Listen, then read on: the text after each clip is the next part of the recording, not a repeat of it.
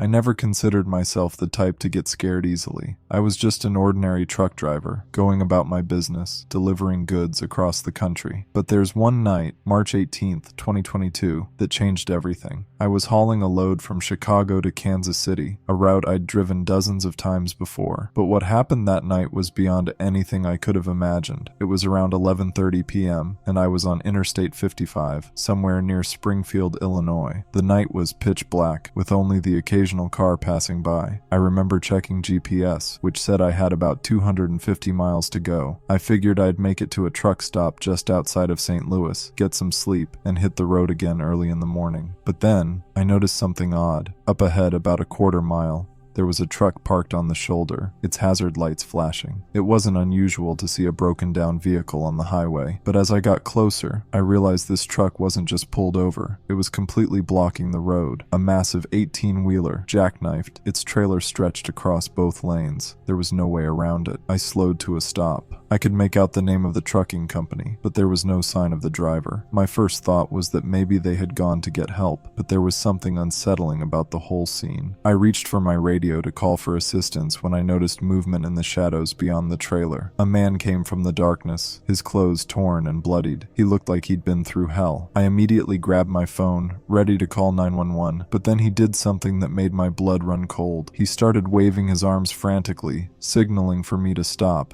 his eyes wide with panic. I rolled down my window slightly, enough to hear him, but kept the doors locked. "Please, you have to help me," he shouted, his voice shaky and desperate. "There's something wrong up ahead." "What happened?" I asked, trying to keep my voice steady. There's a car, about a mile up the road. It's just sitting there in the middle of the highway. I almost crashed into it. Then I saw someone. His voice trailed off and he looked over his shoulder as if expecting something or someone to appear. The man's terror was contagious, but I couldn't just leave him out there. I told him to get in the passenger seat, figuring I'd drive us both to the nearest gas station or rest stop. As soon as he got in, I noticed his smell, a pungent mix of sweat, blood, and something else, something acrid that made my stomach turn. As I started driving again, the man kept looking nervously out the window, his hands shaking. I tried to ask him more about what he saw, but his answers were confusing and mumbled. He kept repeating, it's not right," over and over. About 10 minutes later, I spotted the car he'd mentioned. It was a sedan. Its headlights were off, sitting in the middle of the highway. It was angled oddly, like it had been abandoned in a hurry. There was broken glass on the road. Something terrible had happened here. I slowed the truck as we approached, trying to get a better look. The man next to me was super nervous, and then I saw it, just beyond the car, in the beam of my headlights.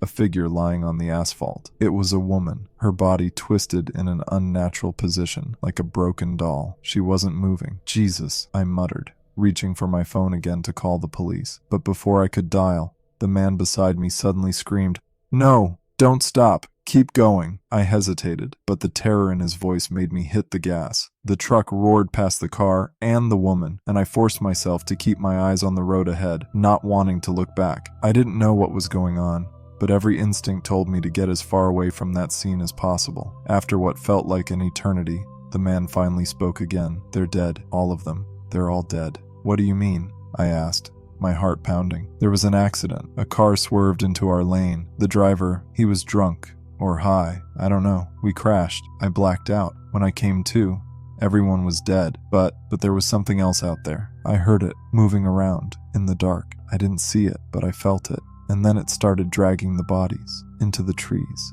I felt a chill run down my spine. The man's story was too crazy, too horrifying to believe, but the fear in his eyes was real. I drove in silence for a while, trying to process everything. The highway was endless.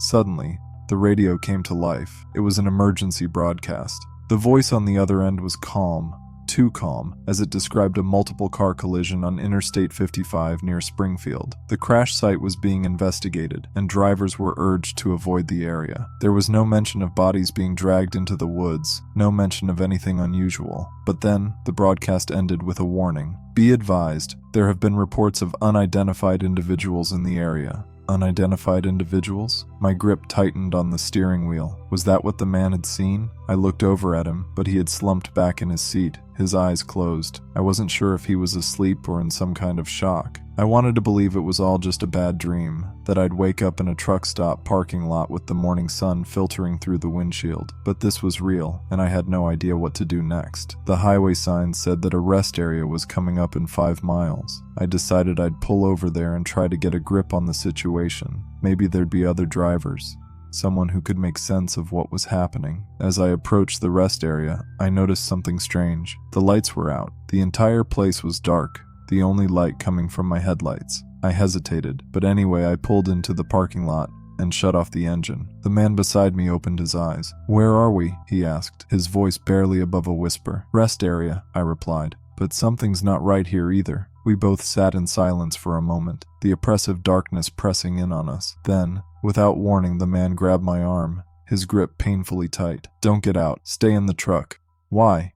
I asked, trying to pull away, but his grip only tightened. "Just don't. It's safer in here." I stared at him.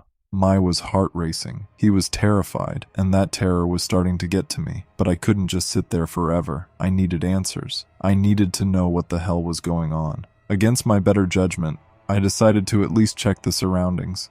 I grabbed a flashlight from the glove compartment and opened the door, ignoring the man's pleas to stay inside. As soon as I stepped out, the cold air hit me like a slap to the face. I flicked on the flashlight, investigating the parking lot. It was empty, not a single car or truck in sight. The restrooms were dark, the vending machines silent. The place was dead. That's when I saw it. On the pavement, near the entrance to the restrooms, a dark stain, slick and glistening in the light. Blood, fresh blood. I froze, my breath catching in my throat. I heard a noise then, like something or someone moving in the shadows. I whipped the flashlight around, but the beam only caught the empty pavement, the darkened windows of the rest area building. Then I heard it again, closer this time, a scraping sound, like nails on concrete. I turned toward the sound, my heart pounding in my chest. The beam of light landed on something that made my blood turn to ice. A figure was crouched at the edge of the parking lot, just beyond the reach of the light. It was human,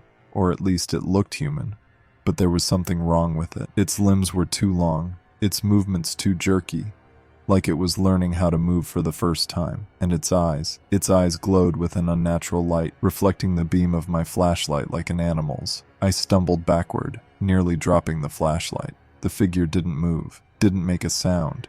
It just stared at me, those glowing eyes locked onto mine. I wanted to scream, to run, but I didn't want to turn my back to it. Then suddenly the figure bolted, moving faster than I could process. It darted into the darkness beyond the rest area, disappearing into the trees.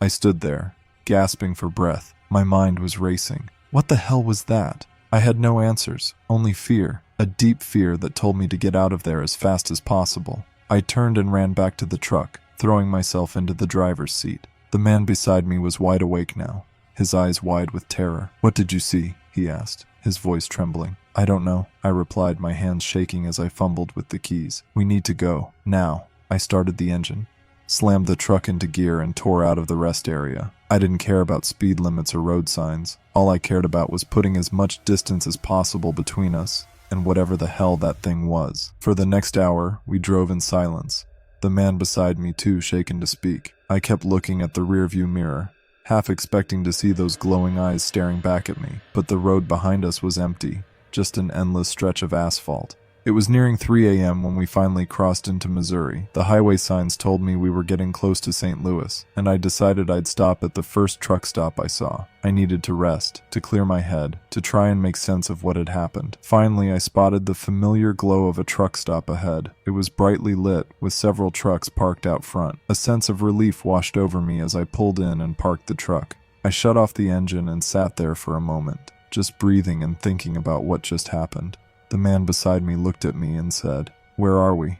"Truck stop," I replied. "We'll be safe here, but for now at least, we were alive." The next morning, I woke up in the cab of my truck. The man was gone. I checked the passenger seat, the parking lot, even asked around the truck stop, but no one had seen him. It was like he had vanished. I reported the incident to the police, but they found nothing. No trace of the man, the wrecked truck, or the car on the highway. It was as if it had all been a nightmare. But it wasn't. I still see those glowing eyes in my dreams, and every time I drive down a dark highway, I can't help but look over my shoulder, fearing that something is out there, waiting for me.